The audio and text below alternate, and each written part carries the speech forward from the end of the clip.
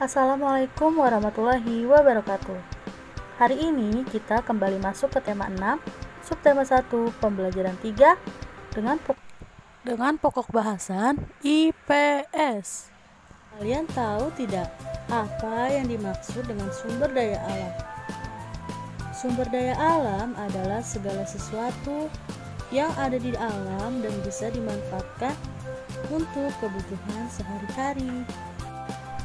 Sebagai contoh, yaitu ada air, udara, tanah, sayur-mayur, buah-buahan, hewan-hewan, bahkan pohon dan tanaman, dan juga barang tambang merupakan sumber daya alam yang dapat kita temukan dalam kehidupan sehari-hari.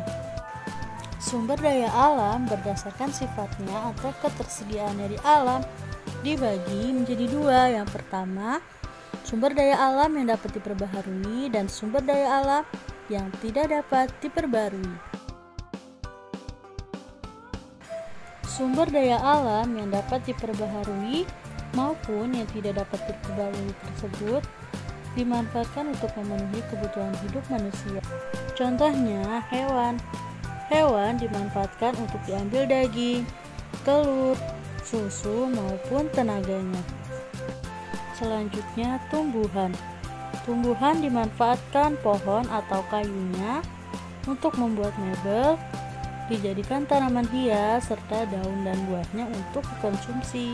Selain hewan dan tumbuhan, ada juga barang tambang. Barang tambang dimanfaatkan untuk perabotan rumah tangga, perhiasan, dan juga alat bakar transportasi.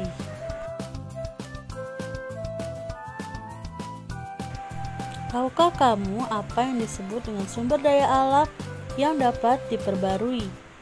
Betul sekali, sumber daya alam yang dapat diperbarui adalah sumber daya alam yang tidak akan habis walaupun digunakan secara terus-menerus.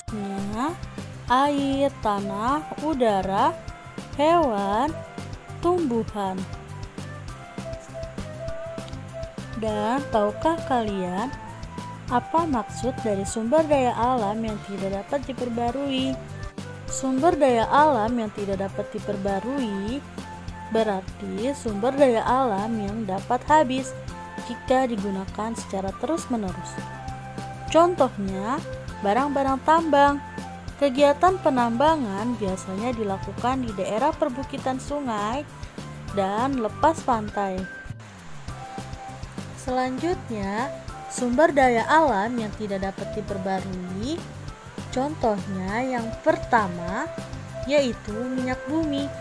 Minyak bumi dimanfaatkan sebagai bahan bakar kendaraan bermotor seperti bensin, minyak tanah, aftur, dan lilin.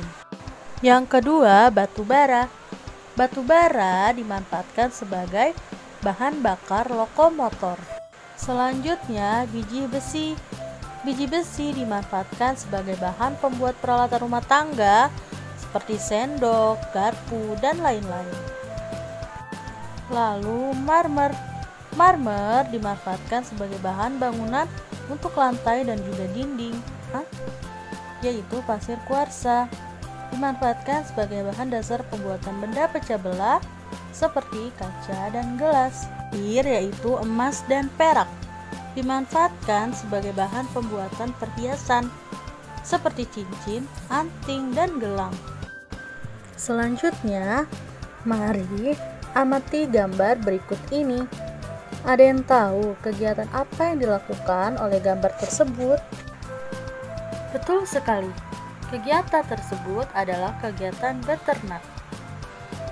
Lalu, apa saja ya yang dapat dimanfaatkan dari hewan ternak? Tentunya banyak sekali. Hewan ternak bisa menghasilkan daging, kulit, susu, dan lain-lain. Selain kegiatan beternak, kegiatan bertani juga merupakan kegiatan yang banyak dilakukan oleh masyarakat Indonesia. Para petani Indonesia sangat handal dalam bertani, didukung dengan sumber daya alam yang melimpah. masyarakat petani Indonesia dapat menghasilkan berbagai hasil pertanian. Berikut ini adalah contoh hasil pertanian masyarakat Indonesia.